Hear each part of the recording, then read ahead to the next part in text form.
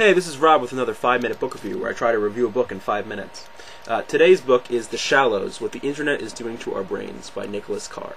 So this is obviously a very timely book given the rise of the internet in the past 10 to 15 years, and I think it's also a very important book. So the question he's asking and trying to answer is, what is the internet doing to our brains? So we know that the internet changes the way we work, changes the way we socialize, changes the way we play, but he's going to argue here that ultimately it changes the way we think by actually going in and changing the brain connections and changing the structure and function of the brain. And he compares it to other media technologies that have come about through the years. So writing, the book, radio, TV, to say that society and culture have always changed along with these. So of course it's going to change with the internet. The question, does it change for the better?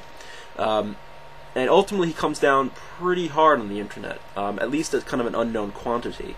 We don't have all the data yet, but some indications he believes are showing that maybe the effects are not going to be as great as we would have hoped in terms of positive benefits.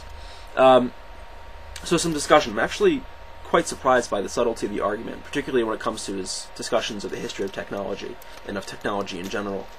So citing people like Langdon Winner, Leo Marx, Lewis Mumford, shows that he's kind of done a pretty good reading. And in particular what I liked was his discussion of kind of technology and values. So in the sense that many people would say, technology is value-free. Ultimately, if technology is good or evil depends on the humans who use it. So if you put it to good ends, then it's good. If you put it to bad ends, then it's bad. Whereas I think Carr and others, these other historians and philosophers have shown, well, it's not just about use.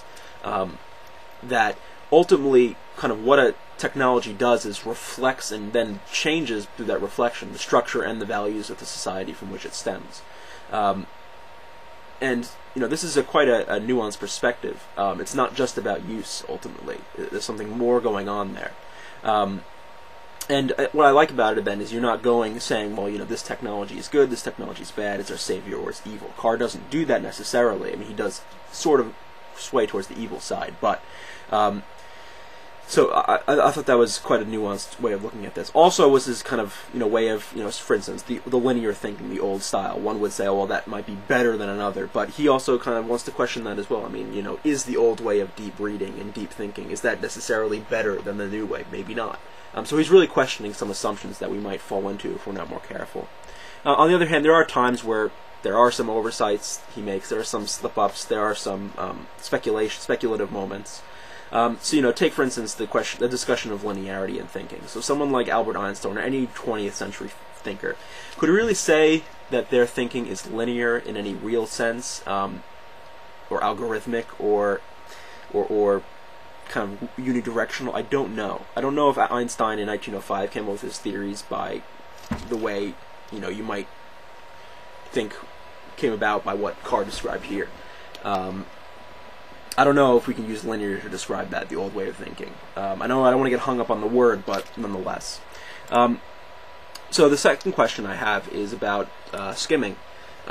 So we all say we're good skimmers, but are we? And how much of skimming comes to a question of expertise? Do we only know what to skim when we've got the expertise to do it? So in other words, if I've studied a field for 10 years, I can skim because I know what to eliminate, what's important and what's not.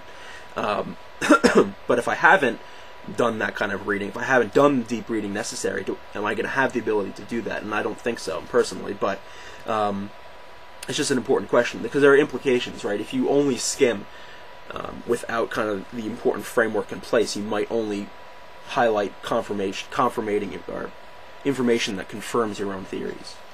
So ultimately what I think the book comes down to, and the battle comes down to, is these kind of poles between the algorithmic and the organic, the determined and the contingent, and the digital and the analog. So where you fall on these lines is up to you. Ultimately, the payoff is, well, what's the benefit? I mean, does society, does the economy, does education get a net benefit in almost kind of utilitarian mode, or is it a net drawback? We don't know yet. This is a question that we're going to have to see how it plays out in the next 10, 20, 50, 100 years.